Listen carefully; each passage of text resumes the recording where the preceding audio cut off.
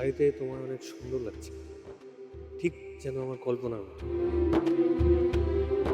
আবার যখন দেখা হবে তখন শাড়ি পরেই দাঁড়িয়ে থাকো, আমি তোমায় আমার মতো করে দেখব। আরে কি বিড়বিড় করতেছো? আজকে আমি অনেক খুশি। জানো আজকে যে আমি কত খুশি আমি তোমার বলে বোঝাতে পারবো না। আমি তো কোনোদিন ভাবতেই পারিনি যে আমার লাইফে এরকম একটা দিন আসবে। কি হয়েছে?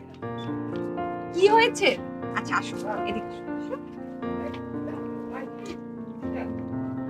আচ্ছা, আমি না এর আগে এত খুশি তোমাকে কোনো সময় দেখিনি। কি হয়েছে আমাকে বলো প্লিজ। তুমি জানো সৌরভ, আমি আজকে এত খুশি, আমি তো স্কলারশিপ পেয়ে গেছি। নেক্সট মান্থে আমি দেশের বাইরে চলে যাচ্ছি, মানে আমি জার্মানি চলে যাচ্ছি। ওহ মাই গড, আমার লাইফে এটা অনেক বড় একটা ড্রিম ছিল।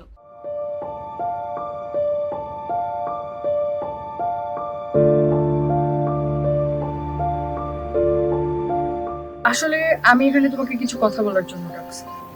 হ্যাঁ বলো, কোনো প্রবলেম নেই তো, কিন্তু যা বলো একটু তাড়াতাড়ি বলো, কারণ তোমার কথা শেষ হলে আমার জন্য আবার আরেকজন অপেক্ষা করতেছে, তার কথা আমার শুনতে হবে। তারপর আমি জঙ্গলে চলে যাব। মানুষের এই সুস্থ স্বাভাবিক জীবন আমার ভাগ্যে নেই, আমার জঙ্গলেই মঙ্গল। শোনো, তুমি যেখানে খুশি সেখানে যাও, কিন্তু আমি যেটা বলতে আসছি সেটা হচ্ছে আমি তোমার সাথে আর নাই। কি মানে তুমি আমার সাথে থাকবার মানে আমি না বুঝি নেই। আমার সাথে রিলেশন থাকা অবস্থায় তুমি শিলার সাথে রিলেশনে গেছো, তার মানে তুমি কি বুঝাইছো? আমার কোনো দাম নাই তোমার লাইফে, কোনো প্রয়োজন নাই তোমার, তাই তো? আমি এই 3 মাস তোমাকে পাগলের মতো খুঁজছি, বাট তুমি ইচ্ছা করে আমার সাথে যোগাযোগ রাখো। এর মানে কি? এর মানে হচ্ছে এটাই যে তুমি 3 মাস আগে আমাকে লিভ দিয়ে দিছো।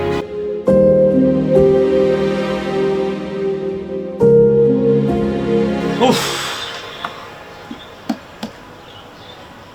আমার যে কি শান্তি লাগতেছে জানো, ফাইনালি বর্ষা আমাকে ছেড়ে চলে গেছে। মানে তোমার আর আমার লাইফে আর কোনো ঝামেলা নেই, কোনো কিছু নেই। আমার যে কি শান্তি লাগতেছে আমি কেমনে বুঝাবো বলো। রাসেল, কথাগুলো বলতে তোমার একটু লজ্জা করছে না? কেন লজ্জা কেন লাগবে?